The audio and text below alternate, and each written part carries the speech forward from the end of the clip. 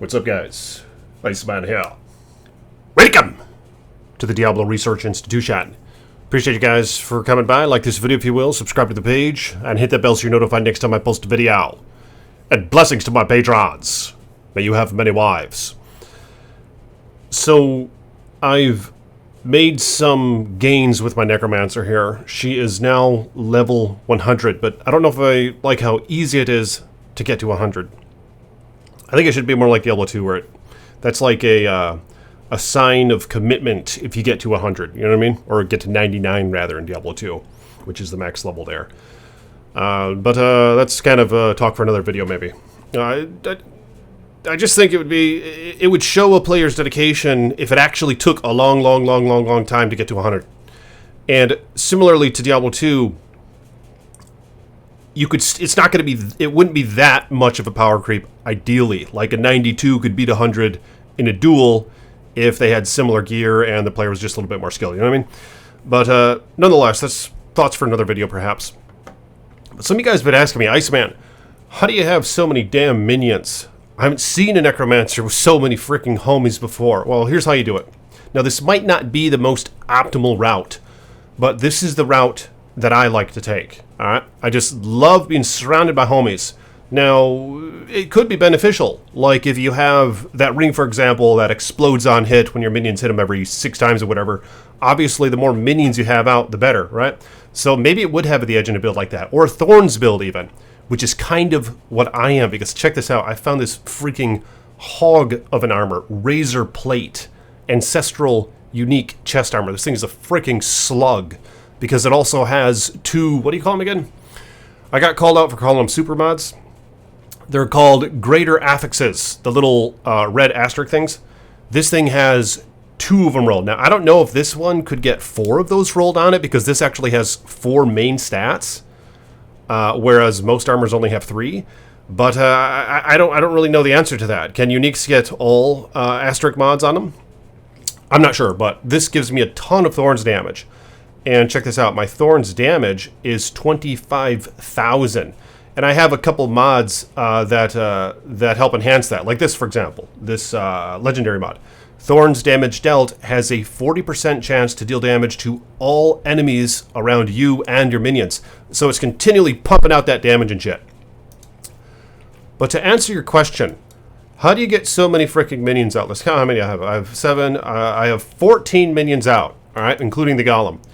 So what you have to do, this might come to your surprise, is you put that legendary power on your amulet, because then you can actually get a maximum number of skeletal warriors and skeletal mages. It's increased by 3 as opposed to 2. So this actually gets you 2 more minions. Now, an amulet is a very powerful item to get enhanced stats on, which is why this effect gives you 3 instead of 2. But this is how you get all the minions done. I just like having a bunch of homies. And I actually just got to level 52 Greater Rift. I haven't even tried it yet.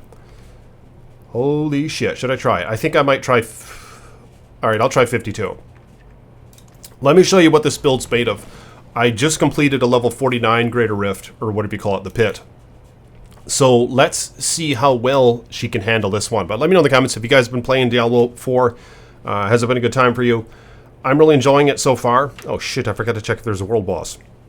I actually was about to fight a world boss this morning, but I couldn't find it on the map. The map should have a tracker where, like, it says world boss in like 30 minutes up here. Then you have to like look all over the map and try to find it with all the other shit all over the map.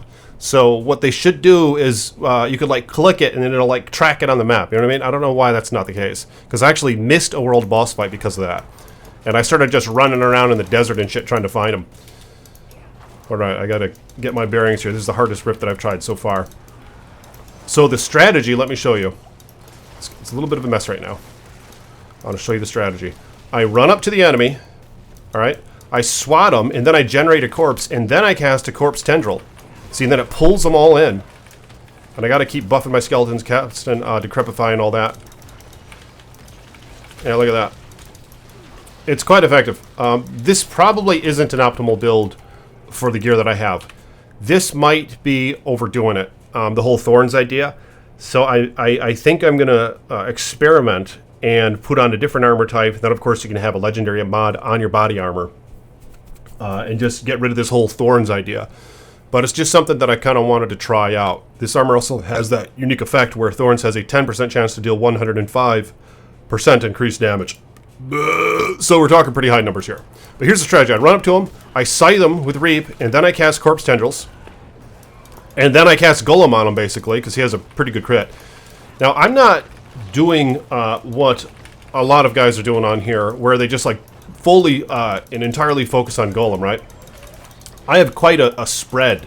I have some items with Skeletal Mage damage, some items with Skeletal Warrior damage. I focused on that on the Paragon a little bit.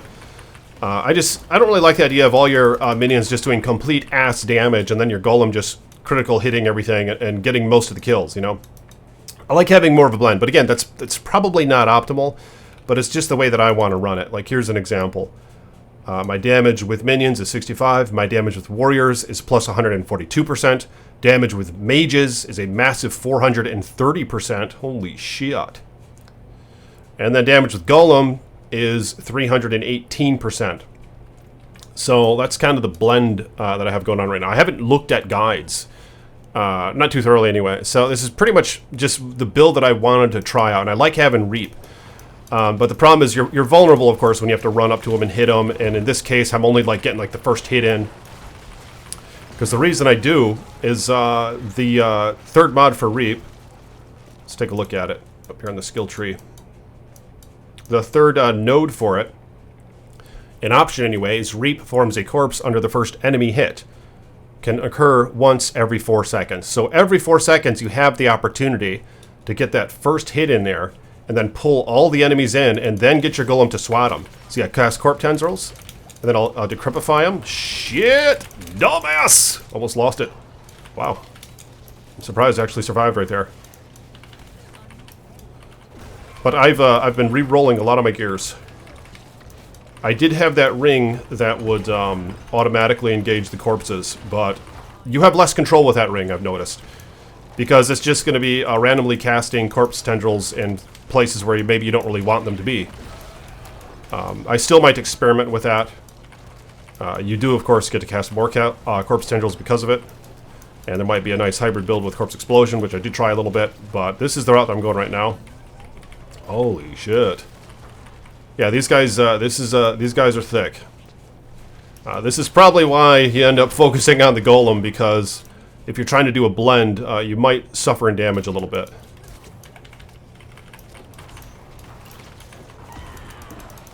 There's the Army of the Dead.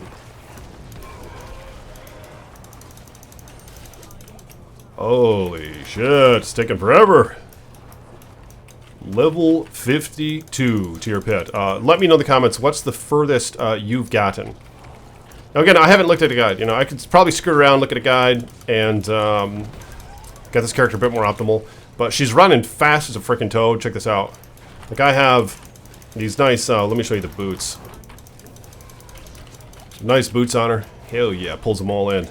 And if I could get a bit more defensive, I could get in the mix there and swat away. See, I could just start swinging, just hitting shit.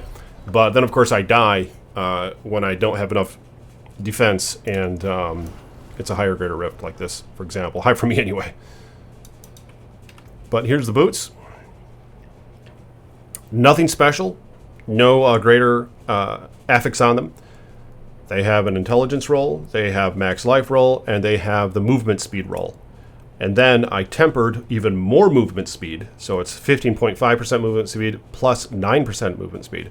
And that other mod that I tempered on him is very, very valuable with tendrils. 37% corpse tendril size. Yeah, the bigger you get that shit, the more it's going to just reach out and pull in all the enemies. It's very defensive, and I think I have one other piece. These right here have the corpse tendril size mod as well. And then I failed at a couple mods. I bricked a couple things. Wow, I didn't even... Oh my god. Are you kidding me? I didn't even temper this yet? Holy shit. Okay, I didn't even temper this ring yet. You gotta be kidding me. And I don't have a socket in it. This character is going to do much better when I temper that. I can get like 100%, 50 to 100% minion damage or some shit. That is going to be really good. So that should help tremendously. in a rift of this level.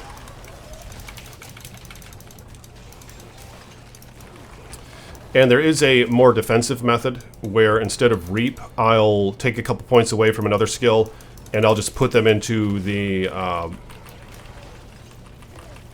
that blood one. I don't know, where you turn, or you're invulnerable for a couple seconds, and it has like an 18-second cooldown or so. That is a kiting build that you do pretty much from this level and beyond with my character's current power level, because that one allows you to be invulnerable for a short amount of time. So it's very helpful with the bosses. Yeah, I'm a little worried about this build and fighting a boss. We'll see how well it does. Hot damn! A pain in the ass. Get that army to going. Yeah, the thorns is probably my mistake. So I'm going to run another one without the thorns armor. The thorns armor's style points, but I don't think it's optimal. Yeah, get up in there. Corpse tendrils. Holy shit, they're thick. Hot damn! Yeah, the boss is going to be a big fat thickie. I just know it's going to be a pain in the ass. Pain in the ass, pain in the tail fighting him. I'm sure. He's going to kick the shit out of my little women. I think it's a women. Is it a women? Let me know in the comments. Proportions and all that. Yeah, shoulder, hip ratio, Q angle. Is that a women? What do you guys think? It's option A or whatever, so I don't know. Let me know in the comments what you think about that. I'm just going to call her women for now. Hell yeah. Hell yeah, we're getting there.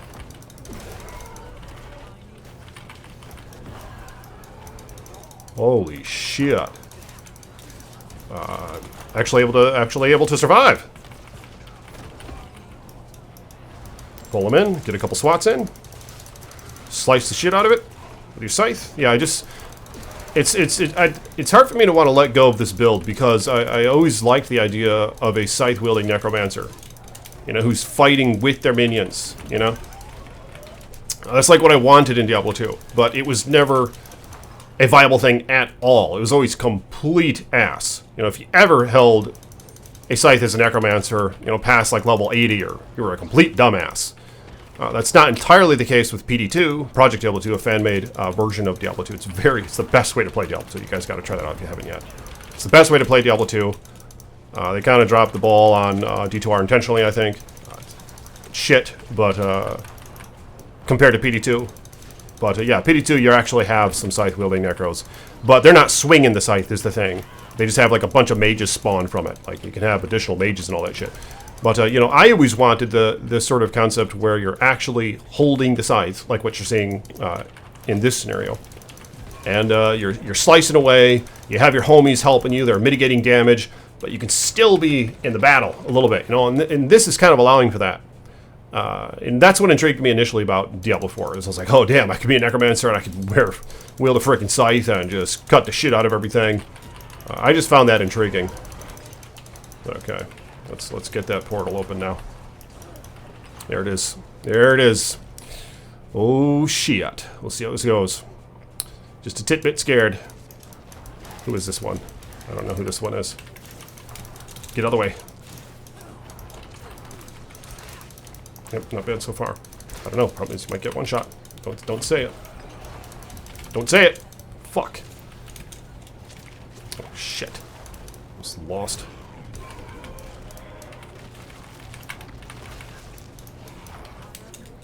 Oh my.